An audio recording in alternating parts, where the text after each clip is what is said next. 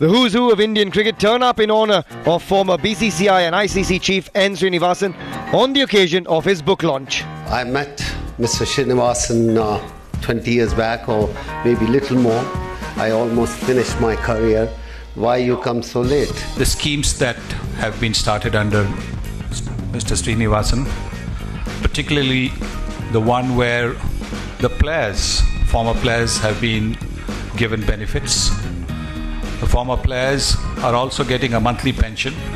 Captain MS Dhoni leads the CSK boys into the den. Hear the inside story of how Captain Cool came to play for CSK. Just before the auction, I was approached to be an icon player for one of the other franchises, which I said no to. So it's all destiny, somewhere, I don't know if I would have become on what would have happened, whether that franchisee would have been successful or not. But I feel I'm glad, and I can say, it was a good decision at that point of time. Former captains Kapil Dev, Rahul Dravid, Anil Kumble and MS Dhoni, along with N. Srinivasan, discuss the journey and the future of Indian cricket. If you want to play only T20 format, I have nothing against you. Please play T20 format, make your game according to the format, and just keep playing it. The former captains also weigh in on how ready Team India really is for the World Cup, and have different takes on how the bowlers need to be managed. Keeping the main bowlers fresh for the World Cup will be the key. If you rest them, then the first thing that commentators say is a bit rusty. If you make him play, is he fresh? The whole of IPL, if you can manage your schedule, I don't think 4 overs really makes you tired.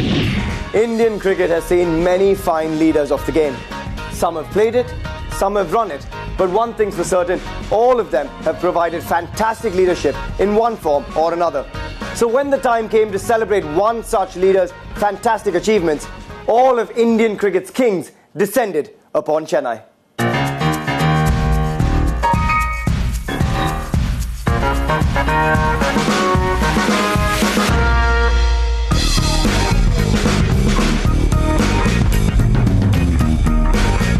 We are releasing a coffee table book, for Mr. Srinivasan, and it tells the whole tale about what he really went through, throughout his life, and also gives a glimpse about India Cement and at the same time, CSK once it got into existence and the journey that it went through.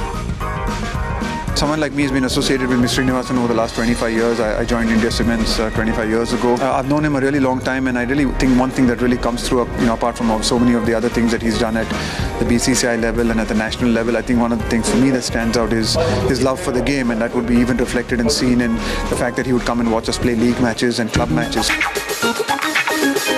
Yeah, he's a capable administrator. I think he has done wonders to the Indian cricket, no doubt about it. I've seen a lot of secretaries and president, but he was the best. Any player can go to him and ask, sir, I have this problem. He'll sort it out. I've got great memories being here in Chennai, playing cricket and learning the language now.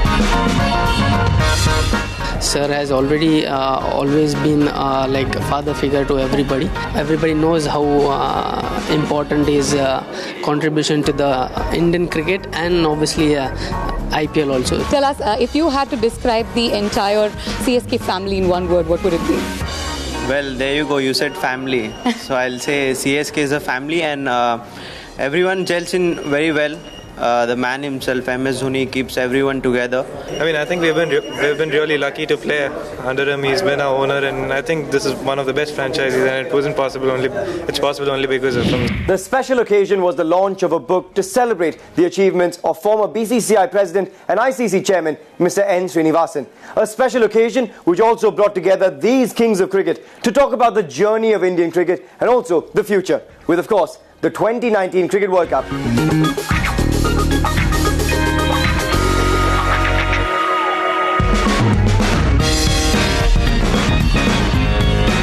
It gives me great pleasure and participate in this function for releasing a coffee table book on the 7-decade growth journey of India Cements and the company's rich contribution for the development of sports and sports persons. Defying the paradigm, the coffee table book, the release and the first copy to Mahendra Singh Dhoni.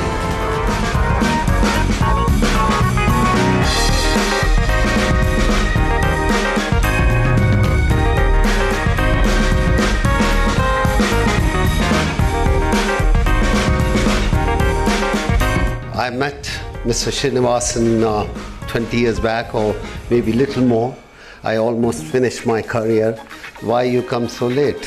When I start playing cricket, we used to wish can our salary should be like Australian players or English player. And today, all Australian, England, South African are crying, can we have a salary like Indian players? Certain people make impact, and you were the one who made impact in the cricketing world. The schemes that have been started under Mr. Srinivasan, particularly the one where the players, former players, have been given benefits. The former players are also getting a monthly pension. The former players who have sadly passed away, their widows keep getting the pension. Doesn't happen in any other sport that I can think of. I would talk more about the interaction that I had with Mr. Srinivasan and the company. I think the first interaction was, I remember it was during a test match and he became the treasurer. And he comes in and Kashi sir is with him, and it was, I think, lunch or tea or stumps, and he just inquired about the payment, as to when do you get the payment, you play the games and matches. And one of our cricketers said, sir, if you are lucky, we get it after 4 months. He just looked around. Kashi sir was behind, like, Kashi, why is it that they have to wait 4 months for their payment? Kashi sir didn't say anything, and it was looked after there. The fact that so many people who have played cricket with distinction present here is a testimony to support the involvement of India Cement with cricket, and I think that I'm extremely proud of. All I can say is that it is only on occasions like this that you truly realize your friends. Thank you. Jai Hind.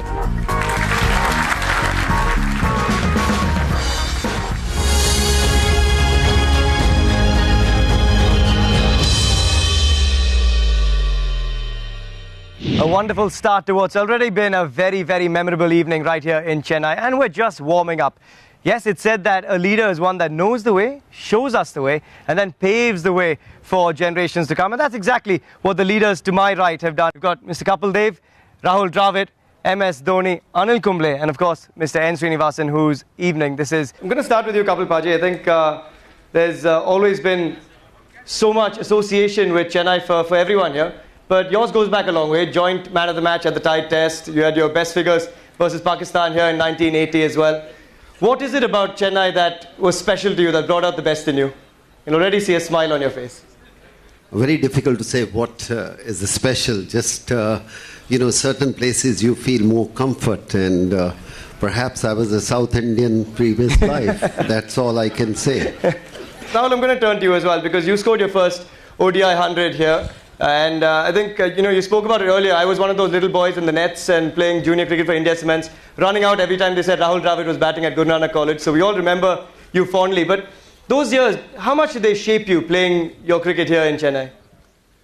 I think they shaped me greatly. At that stage in my life, I came here to play league cricket in Chennai and joined India Cements straight out of college. So I was about 20 years old, 21 years old. And, I had played Ranji Trophy, but I was sort of pushing for, selection for India. And I was sort of just playing in the South Zone. And it was a very critical stage in my career. It was almost a make or break time for me, whether I would make that next step or I would, not be able to make the next step.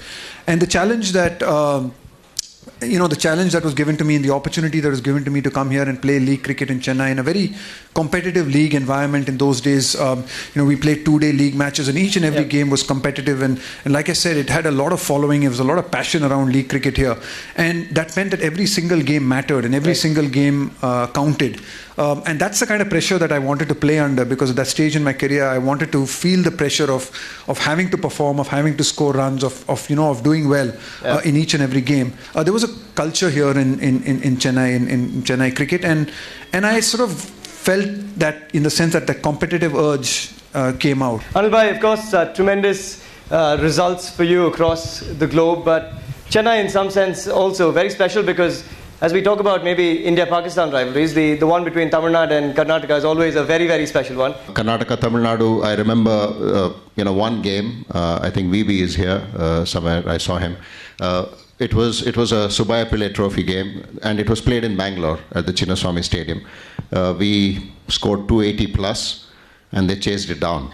It wasn't pleasant coming back after we lost the game because chairs were thrown right from the top. So the rivalry was such that we were not received well in our home ground because we lost to Tamil Nadu. So it was more than just a cricket match. For us, it was a benchmark. For us to do well against Tamil Nadu meant that you had performed really well and you were a good player. Well, MS, I'm going to turn to you because Chennai, as everyone here will be thrilled about, is now home to you. I think we've established that and everyone here knows that.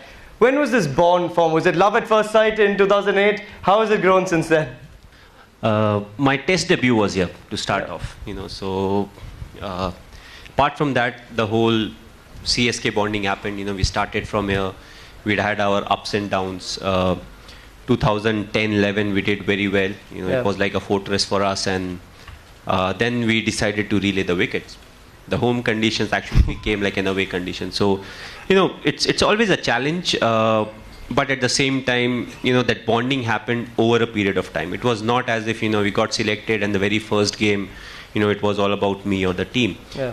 We performed really well. We were quite consistent throughout. And I believe we drew the people into the stadium. And Chennai is known for fans that come and watch cricket. Yeah. Whether it's test cricket, whether it's one-day cricket or the shorter format, they love it. They're here to support. They appreciate good cricket, whether it's the opposition playing it or your own team playing it.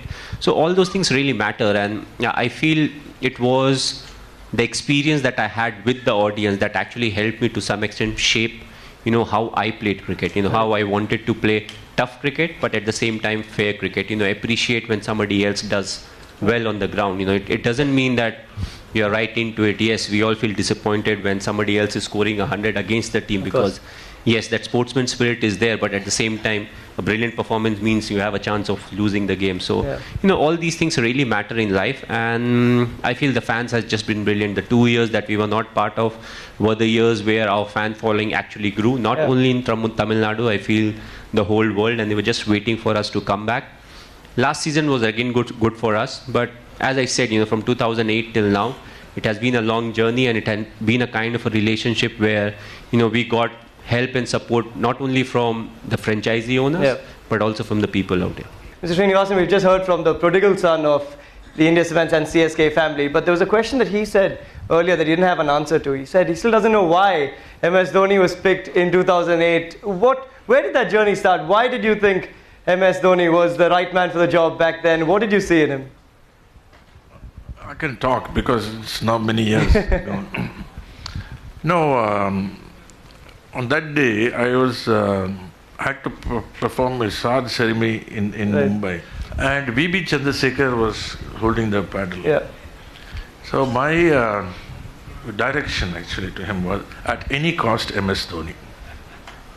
That was the only direction. I mean, because I recognized, that he was good. There was fire. He was coming up, and we needed a leader. So it was not. I said at any price, any cost, MS Dhoni. And you know why we got him? You see, when they started the IPL, one learned man in the BCCI, he said, no, we must all have icon players. So because Mumbai did not want to let go of Sachin, so then they said, no, UV must play for Punjab.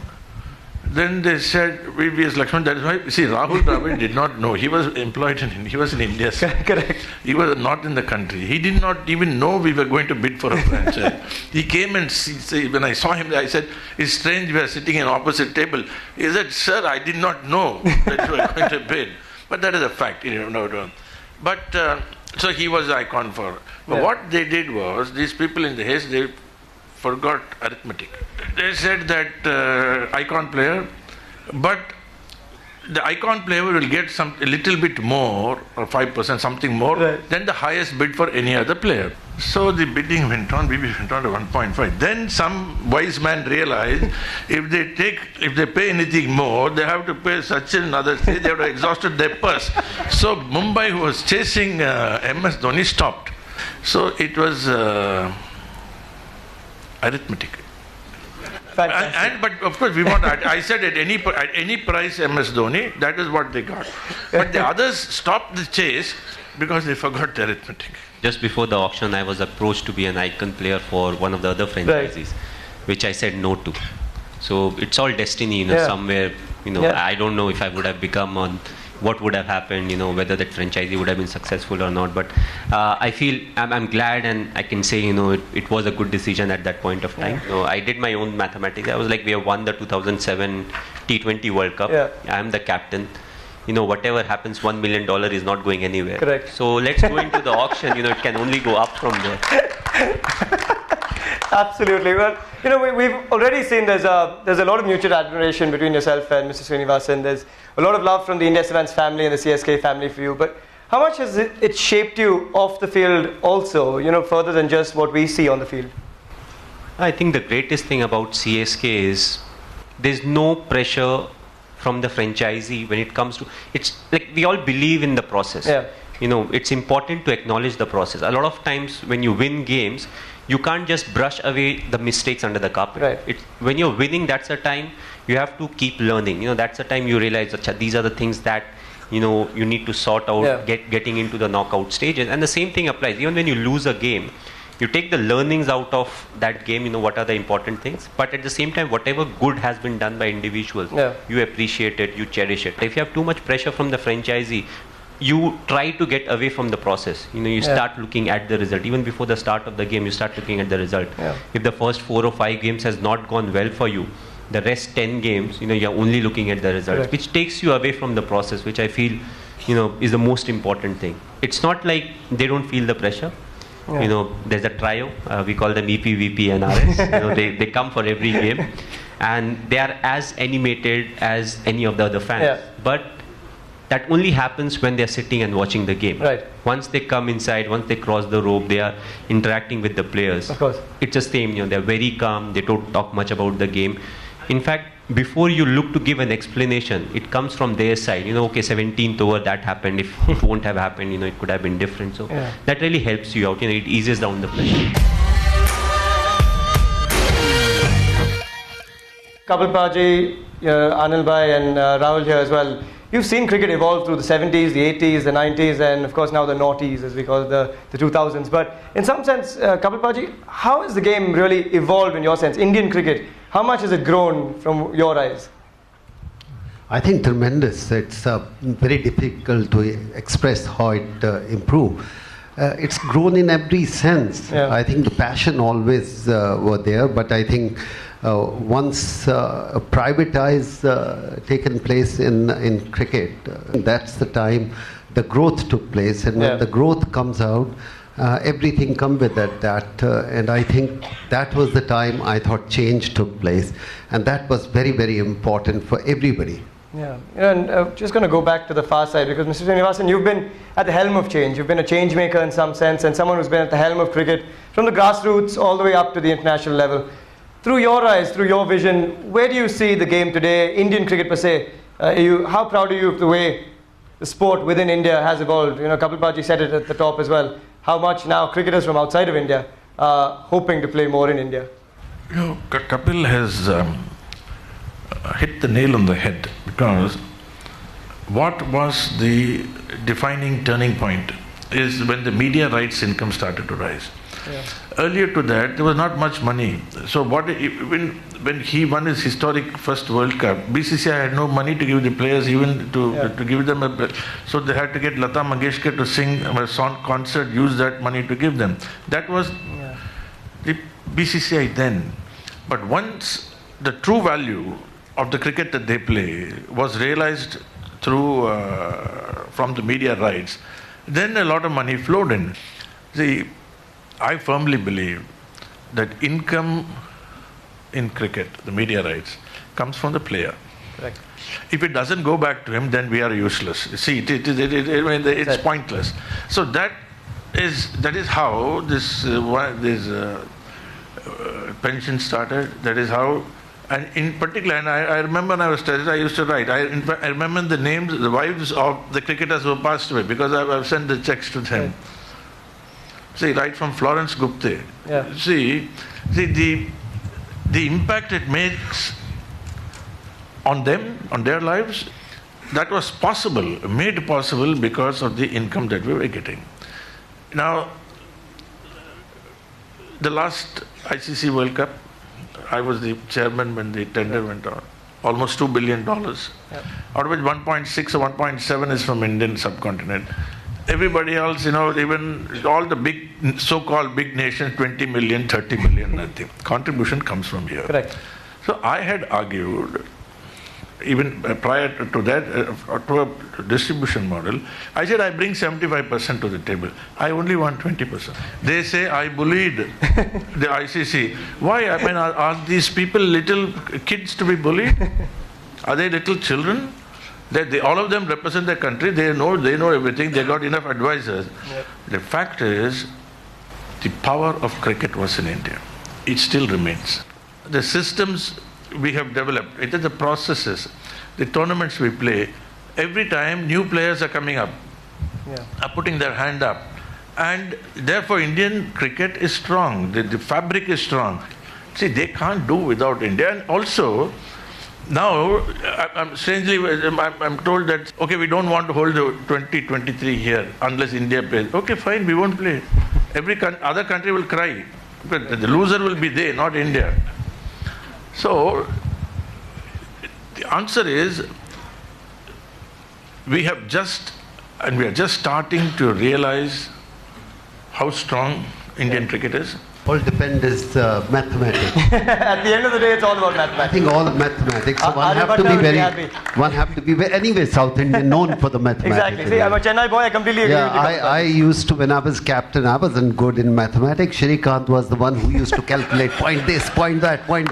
So you need good mathematics. But MS, I'm going to come to you with a tough question, because we asked them what the changes they've seen are and what they've liked in Indian cricket. What is the one change you would like to see in Indian cricket, MS? I think we are going great guns. What is important is, to safeguard the players, from every aspect. Yeah. We are going through a stage of transition. You have Test cricket, you have one-day cricket, we have T20 cricket. I feel it's important not to be too critical about T20 cricket. Right. For a simple reason, a lot of us, a lot of times you get comments as to, he's only bowling 4 overs. Yeah. And let's say he's making 50 lakhs, 60 lakhs, or whatever the amount may be. What we need to realize is, a lot of people may not play for India. A lot of people won't even play first class for their state. Yep. But still they may be very good when it comes to the T20 format. And I would agree that, it's easier to go that line. It's like it's easy to go for fast food than, proper food. So T20 to some extent, you may call it as fast food. But it's an individual preference. In today's world, there's everything available on the market. At the end of the day, the individual, whatever he prefers, he buys it. Right. We should not force it as you have to buy this or you have to buy that. Yeah. In a similar way, if you want to play only T20 format, I have nothing against you. Please play T20 format, make your game according to the format, and just keep playing it. You will have people who will be highly motivated when it comes to the one-day format and the test format. Somebody who may be good enough to play T20 and Test cricket, if he's still playing T20, there are good cricketers or there are good coaches, who will tell them, boss, you have a future when it comes to Test cricket also. So I feel individual preferences should not be criticized. Right. At the same time, I would rather have somebody who wants to play Test cricket in the team, even if he's less talented, than somebody who's really talented, but he's half there, half on the other format. So my only thing is, we have to take care of the future, and whoever plays whatever the format may be, let them play. We, if possible, the domestic circuit that we play, we need to somehow make it slightly less challenging for the individual. Right. We from a time where we never used to have too much cricket in the domestic circuit, Now we are on the other side. We are just too many games in the domestic circuit. I've always felt, let's not play a tournament for the sake of playing it. Right. Let's not tick a box. If you feel that is important, you play it. If it's not important, scratch it. Right. I know there are consequences of everything, but you have to take bold steps. At the end of it, you have to see the relevance of everything. Yeah. You don't want a situation where you have very good, outstanding fast bowlers, but they keep playing the domestic circuit so much and for so long that when they get a chance to play for India, they are very different. Right. So that right balance needs to be there. Other than that, I'm very happy with how cricket is getting played. Yeah. Especially now looking at the fast bowlers, how they are bowling in the test arena. To win a test match, you need 20 wickets. Right. Whether it's the spinners or the fast bowlers. Absolutely. Yeah.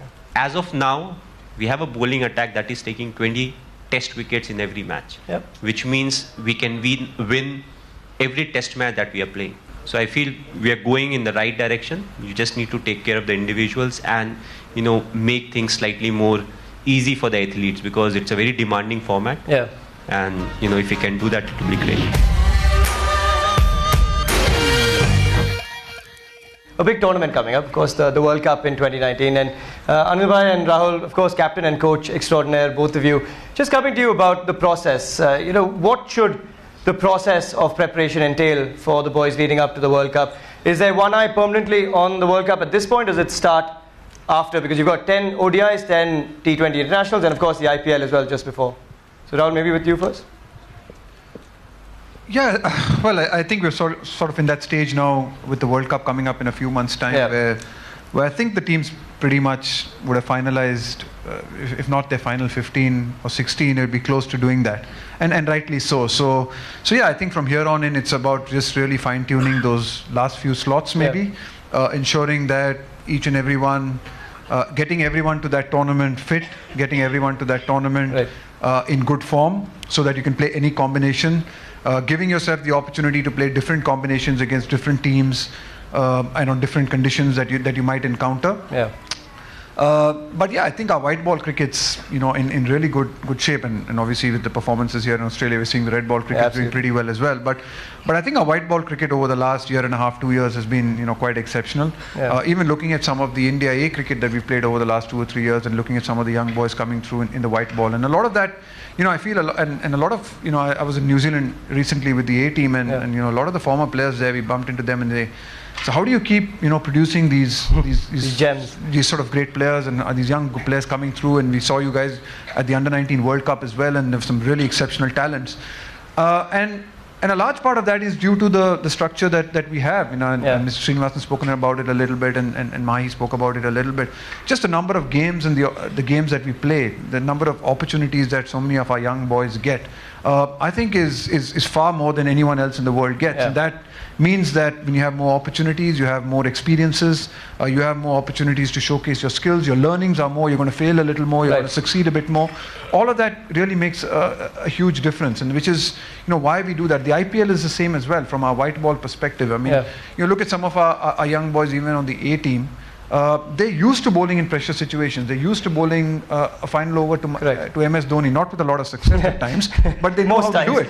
Siddharth Kaul has come up against MS Dhoni in a final over in a game. How many young bowlers from New Zealand or in front of 50,000 people as well? How many young bowlers from New Zealand or England or Australia have that opportunity to experience that in their domestic cricket? So I think things like the IPL, our domestic cricket have played a huge role in where we are today, and we are really a strong force in the world game because of the talent that we're producing, because of our structure. And long may it continue. Hopefully we can keep that going. And just like I said, in terms of the World Cup, I think we've got most things in place. It's just a question of just speaking, I think, at the right time. Yeah. Anil Bhai, what about for you? Of course, the mental approach is one of the bigger aspects as well, isn't it? Coming into a big tournament like the World Cup. Obviously, Rahul's covered most of the points that for preparation to the World Cup. I think most importantly, keeping yourself fresh, because there's a lot of cricket coming from now till the start of the World Cup. And a lot of teams also will be playing a lot of cricket. Like he said, most of the combinations would have been settled down, pushing a few players in certain roles that one needs to look at, putting them in situations where you may come across those kind of situations in the World Cup. I think those are things that the team management will certainly look at from now till the World Cup. And I think keeping the bowlers fresh, I think that will be the important aspect. Batsmen certainly get a lot of opportunities in the IPL, but keeping the main bowlers fresh for the World Cup will be the key. Maybe resting a few of the top bowlers for India in a few of the IPL games. I know the franchisees may not like that, may not want to do that, but I think for India's sake, you may have to consider that because that's important leading up to the World Cup. Just before I come to you, MS, Kapil Paji, you're someone who's been there, done that at the same venue in England, hoisted the World Cup in '83. What do you think India needs to win this one going forward? My thought process may be slightly different. I think what we talk about pressure, no, I don't like to take pressure. I'm enjoying. Sports is for fun, not for pressure. Education is fun. When you take a pressure, result won't be there. So whichever game you play, if you're going to have a fun on the field with all the planning, you're going to enjoy that. When you enjoy, result will be better. But when you say pressure, pressure only comes when people haven't trained enough, hard enough, and they didn't work on their game enough. Yeah. When you work throughout the year, there is no pressure. It's a fun. Yeah. So if you take the World Cup is going to be fun, it will be a different game. If you go there as, no, it's going to be pressure, World Cup, then you're not going to, because you're not letting your natural ability to come out and do your best. MS, your final thoughts, because we're going into a big tournament. Your final thoughts ahead of the World Cup, on the World Cup itself. I think what will be crucial for us is to play World Cup like a bilateral series. Don't think about it as a World Cup. Yeah. What we have been doing, I feel since almost 2013 or 2015, apart from a bit of patch here and there, we have played very good cricket when it comes to the limited over format, to the extent that our top order has done really well. Yeah. Not many chances is given to the middle order. Right. So one of the crucial thing will be, what can we do so that our middle order also gets a chance to bat? Because you want them to be at their optimum best, when it comes to the World Cup. So I would say keeping the bowlers injury free. Because there's always... easier said than done? It's always a tough one, because if you rest them, then the first thing that commentators say is a bit rusty. Yeah. If you make him play, is he fresh? Yeah. So that fine balance is, it's something that's very difficult to manage. But I would only say, if like the whole of IPL, if you can manage your schedule, right, I don't think 4 overs really makes you tired. Yeah. What is important is what you are doing after bowling those 4 overs. Once the game finishes, to the next game that you're playing, you don't need to practice every day. Right. So that 4 over game actually keeps you at your best. You're bowling Yorkers, you're bowling the variation, you're playing under pressure. So I feel the bowlers can still play the whole of IPL, but what they need to manage is what they're eating, what time they're sleeping, what time they're getting up. Right. All those things are the one that is more crucial than, giving them rest. Because I would like them to be at their best when it comes to the skill factor. Yeah. And I feel the IPL is something, unless you are ignorant or you don't respect the condition, then it becomes tough. Yeah. I can't party all night or have alcohol all night and then think, okay, after 1.5 months I'll still be fresh. Correct. I always felt IPL was the best time for me to get into shape. Right. And to train, because I had more time. I was only playing 3.5 hours every third day. I don't need to practice a lot, so that gave me time to spend in the gym. So those are the things that we need to address as to what needs to be done. And again, what is more important needs to be done rather than what looks right. It's not about the decoration. Correct. What is important is what will give more strength to the bowlers or the batters. How well we can use the IPL as a platform that when we get into the World Cup, we go in better, as a team, as an individual into the World Cup. Absolutely. Fantastic. Gentlemen, thank you so much for joining us. It's been an absolute pleasure and a privilege to have the greatest leaders of Indian cricket under one roof as well. Hope you've enjoyed this special presentation, India Cement's Kings of Cricket.